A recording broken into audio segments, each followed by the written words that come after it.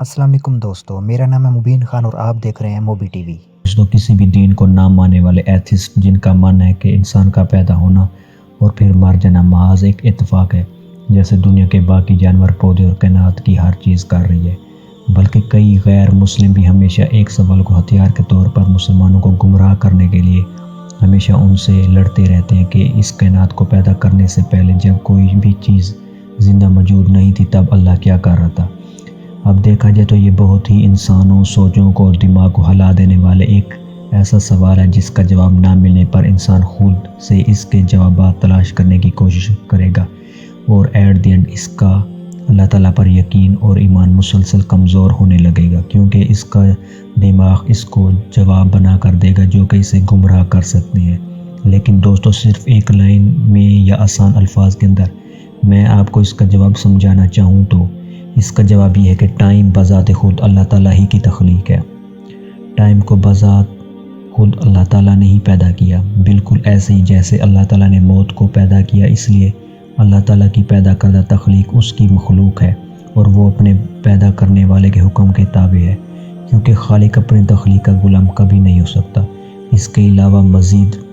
Time को समझने के लिए हमें सबसे पहले इसकी नेचर को समझना होगा। हमारी दुनिया में आम तौर पर दिखने के अंदर तो यही लगता है कि वक्त हर एक के लिए, यानी कि दुनिया के हर इंसान के लिए और इस पूरी कायनात के लिए बिल्कुल एक तरह से ही गुजर है। लेकिन आज की साइंस कहती है कि ऐसा बिल्कुल नहीं, बल्कि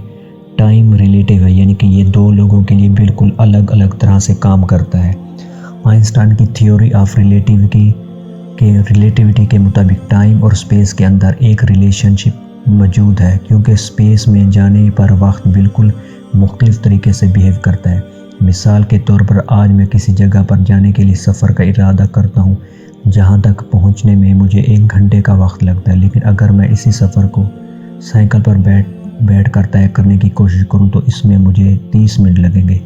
इसी तरह से अगर ये सफ़र दुनिया की सबसे तेज़ रफ्तार गाड़ी के अंदर किया जाए तो वक्त मेरे लिए मज़ीद आहिस्ता हो जाएगा, यानी कि मैं ये सफ़र बहुत ही जल्दी मैं तय कर लूँगा। इसी तरह से अगर मैं ये सफ़र जहाज़ पर करूँ तो मेरे लिए टाइम और कम हो जाएगा, और यही सीक्वेंस अगर मैं बरकरार रखूँ तो दुनिया की सबसे तेज़ रफ्तार स्पीड ऑफ लाइट से सफ़र करूँ तो मेरे लिए वक्त मुकम्मल तौर पर बिल्कुल रुक जाएगा, यानी कि वक्त या टाइम बिल्कुल रिलेटिव है और आपकी हरकत पर या आपकी मूवमेंट पर डिपेंड करता है। बिल्कुल इसी तरह से मेरी स्पीड ऑफ लाइट से भी ज़्यादा बढ़ जाए तो मेरे लिए वक्त बिल्कुल एग्जिस्ट ही नहीं कर सकेगा। यानी इसका मतलब ये है, अगर आप ख़ुद को वक्त से आज़ाद करना चाहते हैं तो आपको स्पीड ऑफ लाइट से भी ज़्यादा हरकत करनी पड़ेगी। इतनी तेज़ी रफ्तार से हरकत करना इंसानों के बस की तो बात नहीं है, लेकिन अल्लाह ताला की ज़ात इस पर कादिर है, क्योंकि ये वो वाहिद ज़ात है जिस पर वक्त अप्लाई ही नहीं करता। सूरतुल अल-इनाम आयत नंबर 62 के अंदर अल्लाह पाक फरमाते हैं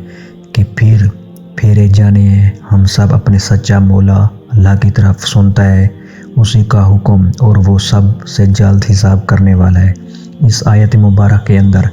लफ्ज़ बहुत जल्द का इस्तेमाल किया गया, यानी कि सबसे तेज़ रफ्तार जो कि पूरी कायनात का अंदर करती है, वो अल्लाह ताला के लिए वक्त या टाइम बिल्कुल ज़ीरो है और वो वक्त के लिए बिल्कुल अब्सोल्यूट है। उस ज़ात के लिए ना तो वक्त मौजूद है और ना ही उसके लिए वक्त गुज़र है, क्योंकि वक्त खुद ही अल्लाह ताला की तख्लीक है जिस पर उसे मुकम्मल कंट्रोल है। सिर्फ इंसान वक्त को महसूस करते हैं क्योंकि वक्त ने हमें महदूद कर दिया, और अगर ऐसा ना हो तो कोई भी इंसान कभी ना मरता, इसकी उम्र गुज़रती। तो फिर सवाल ये है कि इंसान अपने अमाल का हिसाब भला कब और कैसे देता। इसके लिए शुरू से लेकर आखिर तक, यानी अज़ल से लेकर अबद तक के अल्फाज सिर्फ वक्त के लिए इस्तेमाल होते हैं, और अल्लाह ताला की ज़ात ना तो कोई आगाज़ है और ना ही इख्तिताम, क्योंकि आगाज़ और इख्तिताम तो ऐसी चीज़ का होता है जिसके लिए वक्त मौजूद हो। सो लॉजिकली ये सवाल ही गलत हो जाता है कि अल्लाह ताला इस कायनात को पैदा करने से पहले क्या कर रहा था। जब हम वक्त को गुज़रता हुआ महसूस कर रहे हैं, इसका मतलब ये कि हम पास्ट और फ्यूचर में जा रहे हैं। अगर हर एक मोमेंट को एक तस्वीर की सूरत में एक सीरीज़ के अंदर जोड़ा जाए तो वो एक मोमेंट یا ویڈیو کلپ بنتا ہے، جیسا کہ ہم انسان زمین پر تصویروں کو جوڑ کر انہیں ہر سیکنڈ کے اندر 30 یا 60 مرتبہ دکھا کر اسے ویڈیو کے اندر بدل دیتے ہیں۔ اسی طرح زمین کا ہر لمحہ اور پوری کائنات میں گزرنے والا ہر لمحہ اس پوری کائنات کے آغاز سے شروع ہوا، یعنی کہ آسان الفاظ میں یوں کہیں کہ آغاز اس کائنات کے آغاز کے وقت سے ہوا۔ اس کائنات کے بننے سے پہلے ٹائم جیسی کوئی چیز موجود ہی نہیں تھی، یعنی کہ دنیا میں بھی ہم انسانوں کا ٹائم گزر رہا ہے، وہ پاسٹ تو بن رہا ہے لیکن ختم نہیں ہو رہا۔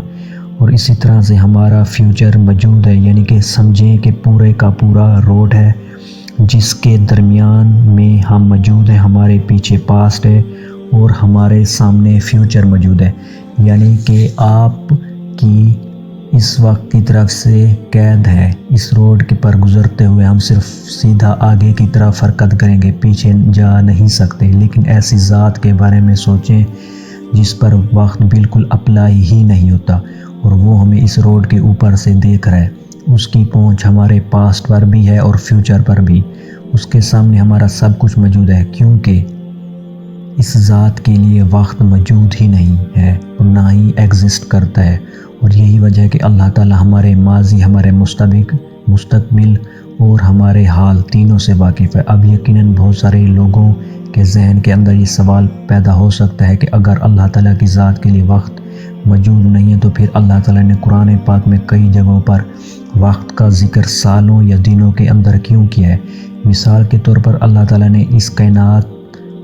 کے پیدا کرنے کے بارے میں فرمایا کہ اللہ تعالیٰ نے زمین و آسمان کو 6-7 دن کے اندر پیدا کیا۔ اس کا جواب یہ ہے کہ یہ صرف انسانوں کو ہماری عقل کے مطابق